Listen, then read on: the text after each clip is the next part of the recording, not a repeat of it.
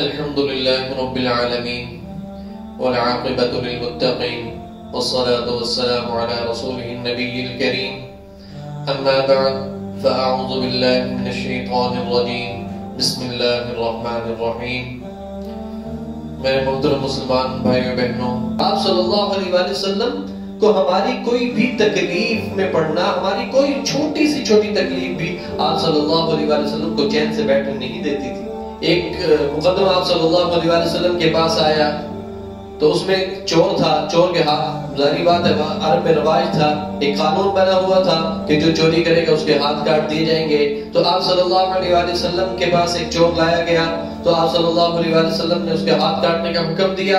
تو جب اس کے ہاتھ کٹ گئے تو میرے اور آپ کے نبی حضرت محمد مصطفیٰ صلی اللہ علیہ وآلہ وسلم اس کے ہاتھ کٹنے پر بے تحاشا روئے، اور ہاتھ کا جس کی چوری ہوئی تھی اس نے کہا کہ یا رسول اللہ صلی اللہ علیہ وسلم آپ اتنا کیوں رو رہے ہیں، آپ ہاتھ نہ کاٹتے۔ تو آپ صلی اللہ علیہ وسلم نے فرمایا تم نے اسے معاف کیوں نہ کر دیا تھا، تم نے اسے معاف کیوں نہ کر دیا تھا۔ اتنے شفیق، اتنے مہربان۔ ایک صحابی آئے ہیں، یا رسول اللہ صلی اللہ علیہ وسلم مجھ سے زنا ہو گیا ہے۔ تو آپ صلی اللہ علیہ وسلم نے ایسے کیا، فرمایا نہیں ہوا۔ وہ پھر ادھر آ گئے اور آگے کہنے لگے یا رسول اللہ صلی اللہ علیہ وسلم مجھ سے زنا ہو گیا ہے۔ تو آپ صلی اللہ علیہ وسلم نے ایسے منہ فرمایا، منہ کا رخ کر لیا، فرمایا نہیں ہوا، جاؤ۔ پھر وہ ادھر آ گیا، پھر آپ صلی اللہ علیہ وسلم فرمایا نہیں ہوا، جاؤ۔ جب 3 بار ہو گیا تو آپ صلی اللہ علیہ وسلم نے مزید اس کو بچانے کے لیے مجمع سے پوچھا بھائی یہ پاگل تو نہیں ہے؟ تو سب نے کہا نہیں، کوئی ایک بندہ بھی کہہ دیتا کہ یہ پاگل ہے تو آپ صلی اللہ علیہ وسلم نے اس کو معاف کر دینا تھا۔ کسی نے کہا کہ کوئی شخص نہیں بولا، سب نے کہا کہ بالکل ٹھیک ہے۔ تو آپ صلی اللہ علیہ وسلم نے پھر ایک اور راستہ اختیار کیا کہ بھائی یہ نشے میں تو نہیں ہے۔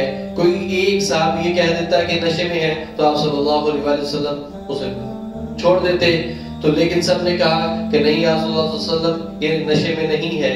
تو پھر آپ صلی اللہ علیہ وسلم نے فرمایا کہ اللہ کے حکم کو پورا کیا جائے،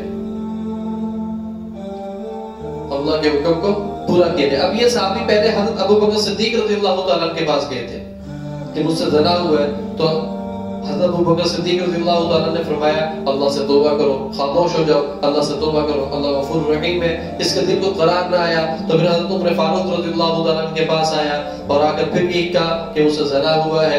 حضرت عمر فاروق رضی اللہ تعالیٰ نے بھی یہی فرمایا کہ توبہ استغفار کرو، اللہ غفور رحیم ہے، خاموش ہو جاؤ۔ تو پھر اس کے دل کو قرار نہ آیا تو پھر یہ حضرت حارث بن حزال کے پاس آیا تو حارث بن حزال رضی اللہ تعالیٰ نے کہا کہ اللہ کے نبی حضرت محمد مصطفیٰ صلی اللہ علیہ وسلم سے جا کر اپنا معاملہ بیان کرو۔ تو اس پر بھی آپ صلی اللہ علیہ وسلم کو بہت زیادہ تکلیف ہوئی۔ آپ صلی اللہ علیہ وسلم نے حضرت حارث رضی اللہ تعالیٰ سے شکوہ کیا کہ تم نے میرے پاس کیوں بھیجا تھا؟ عزیز علیہ ما عنتم حریص علیکم بالمؤمنین رؤوف الرحیم۔ وہ نبی جو اللہ رب العزت کی ذات کے ساتھ میرے اور آپ کے لیے جو ہے ضد کر رہے ہیں، یا اللہ میری امت کو تو زیادہ ملنا چاہیے، ضد امتی۔ اتنے نہایت مہربان شفیق نبی جو مجھے اور آپ کو عطا کیے گئے ہیں۔ ایک صحابی آئے، کہنے لگے یا رسول اللہ صلی اللہ علیہ وسلم میرے پڑوسی کے گھر میں کھجور کا درخت ہے، اس کی کچھ شاخیں میرے گھر میں جھکی ہوئی ہیں، تو کھجوریں نیچے زمین پر گر جاتی ہیں، تو میرے بچے چھوٹے ہیں، منع کرنے کے باوجود وہ کھجور منہ میں ڈال لیتے ہیں، تو وہ گھر سے نکلتا ہے، دوڑا آتا ہے اور میرے بچوں کے منہ میں حلق میں انگلی ڈال کر وہ کھجور نکال لیتا ہے۔ تو آپ صلی اللہ علیہ وسلم نے اس صحابی کو بلوایا جس کے گھر میں وہ درخت تھا۔ اب وہ چونکہ مشرک منافق تھا تو جب آپ صلی اللہ علیہ وسلم کے سامنے پیش ہوا تو آپ صلی اللہ علیہ وسلم نے فرمایا کہ بھائی وہ درخت جو کھجور کا تمہارے گھر میں لگا ہوا ہے وہ مجھے دیتے ہو، میں جنت میں اعلیٰ درجے کے کھجور کے درخت کا تم سے وعدہ کرتا ہوں۔ تو وہ چونکہ منافق تھا تو اس نے کہا یا رسول اللہ صلی اللہ علیہ وسلم میرے بچوں کو کھجور کا درخت تو بہت زیادہ پسند ہے، اگر کوئی اور درخت ہوتا تو میں ضرور دے دیتا۔ اور یہ کہہ کے وہ چلا گیا۔ تو حضرت ابو دحدہ وہاں پر بیٹھے ہوئے تھے تو وہ اس شخص کے پیچھے بھاگے اور اس شخص کو کہا بھائی کھجور کا درخت تو بیچنا ہے؟ تو اس نے کہا جاؤ جاؤ، میں نے اللہ کے نبی کو نہیں بیچا تو تمہیں کیوں بیچوں گا؟ تو حضرت ابو دحدہ رضی اللہ تعالیٰ عنہ نے فرمایا کہ بھئی منہ مانگے مجھ سے دام لے لو اور وہ کھجور کا درخت مجھے دے دو۔ تو اس نے جان چھڑانے کے لیے کہا ٹھیک ہے، اگر تم منہ مانگے دام پر آتے ہو تو اپنا کھجوروں والا باغ مجھے دے دو تو میں یہ درخت تمہیں دے دوں گا۔ تو حضرت ابو دحدہ رضی اللہ تعالیٰ نے فرمایا مکرو گے تو نہیں، سودا ڈن کرتے ہو؟ تو اس نے کہا میں پاگل ہوں کہ 600 کھجوروں کا باغ، 600 کھجوروں کے درختوں کا باغ جو ہے وہ میں چھوڑ دوں ایک کھجور کے لیے؟ میں پاگل تھوڑی ہوں، مجھ سے دے دو، اب یہ جو سودا ہے یہ ڈن ہے۔ تو حضرت ابو دحدہ رضی اللہ تعالیٰ نے وہ 600 کھجوروں کا باغ اس کو دے دیا اور وہ کھجور کا درخت اللہ کے راستے میں وقف کر دیا، اور کھجور اور اپنے باغ کے باہر کھڑے ہو کر آواز لگائی ام دحدہ آ جاؤ، میں نے یہ باغ اللہ اور اس کے رسول صلی اللہ علیہ وآلہ وسلم کو ہدیہ کر دیا ہے۔ تو جیسے ہی ابو دحدہ رضی اللہ تعالیٰ آپ صلی اللہ علیہ وآلہ وسلم کی خدمت اقدس میں پہنچے تو آپ صلی اللہ علیہ وآلہ وسلم کو حضرت جبرائیل علیہ السلام نے پہلے سے خبر دے دی تھی، پہلے سے ہی خبر دے دی تھی۔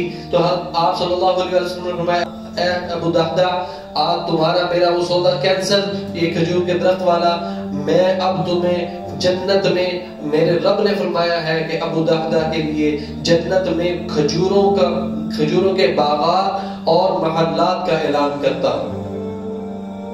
کھجوروں کے باغات اور محلات مل رہے ہیں، اور میرے نبی کریم صلی اللہ علیہ وسلم کی شفقت تو دیکھیے کہ ایک کھجور کا درخت تھا اور اس پر وہ ایک بچے کو تکلیف دی جاتی تھی، تو آپ صلی اللہ علیہ وسلم اس تکلیف کو ختم کرنے کے لیے کیا سدباب اختیار کر رہے ہیں۔ سبحان اللہ۔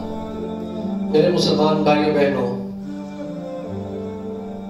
محمد عربی خاتم الانبیاء، سید المرسلین، سید الکونین، حضرت محمد مصطفیٰ صلی اللہ علیہ وآلہ وسلم اپنی امت سے بے تحاشا محبت فرماتے تھے، اور آپ صلی اللہ علیہ وآلہ وسلم کی اپنی امت کے حوالے سے محبت آپ کے سینے میں اتنی زیادہ تھی کہ آپ صلی اللہ علیہ وآلہ وسلم اس امت کے لیے جب دعا مانگتے تو اس قدر روتے کہ ہچکیاں بن جاتی، اور صحابہ کرام رضوان اللہ علیہم اجمعین فرماتے ہیں کہ آپ صلی اللہ علیہ وسلم امت کے غم میں اتنا رویا کرتے تھے کہ ہمیں شک پڑتا تھا کہ کہیں آپ صلی اللہ علیہ وسلم اس دنیا سے وفات نہ کر جائیں، وفات نہ پا جائیں۔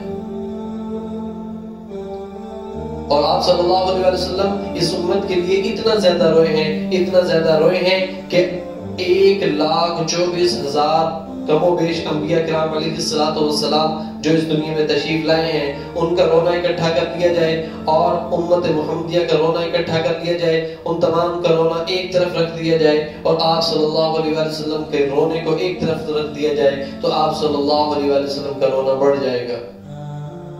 یہ ہیں میرے نبی جو مجھ سے اور آپ سے اتنی محبت کرتے ہیں، جو مجھ سے آپ سے اتنا پیار کرتے ہیں، اتنی شفقت کرتے ہیں، اتنے مہربان ہیں، رحمت للعالمین، تمام جہانوں کے لیے رحمت بنا کر بھیجے گئے۔ یہاں تک کہ آپ صلی اللہ علیہ وآلہ وسلم اس قدر رویا کرتے تھے کہ اللہ تعالیٰ کو حضرت جبرائیل علیہ السلام کو بھیجنا پڑ جاتا تھا اور تسلی دیا کرتے تھے کہ اے میرے محبوب اتنا تو نہ رویا کریں۔ اللہ اکبر۔ یہ ہے میرے نبی جو مجھ پر اور آپ پر، تمام عالم انسان پر نہایت شفیق ہیں، شفقت کرنے والے ہیں، مہربان، ہم سے محبت کرنے والے ہیں۔ لیکن کیا میں اور آپ ان سے محبت کرتے ہیں؟ کیا میں نے اور آپ نے ان کی محبت کے تقاضوں کو پورا کیا ہے؟ کیا میں نے اور آپ نے ان کی سنتوں کو اپنایا ہے؟ کیا میں نے اور آپ نے آپ صلی اللہ علیہ وآلہ وسلم کی زندگی کے مطابق اپنی زندگی گزارنے کا تہیہ کیا ہے؟ ذرا خود کا بھی تو محاسبہ ہونا چاہیے، خود کی بھی تو اکاؤنٹیبلٹی کیجیے میرے بھائیوں، کہ وہ نبی ہمارے لیے اس قدر رو رہے ہیں، اس قدر ہمارے غم میں مبتلا ہے کہ میری امت کے ساتھ کیا بنے گا، میری امت کے ساتھ کیا ہوگا۔ اللہ سے دعا ہے کہ وہ مجھے اور آپ کو حضرت محمد مصطفیٰ صلی اللہ علیہ وآلہ وسلم کا سچا امتی بننے کی توفیق عطا فرمائے، اور آپ صلی اللہ علیہ وآلہ وسلم کی سنتوں پر عمل پیرا ہونے کی توفیق عطا فرمائے. آمین. وآخر دعوانا ان الحمد للہ رب العالمین.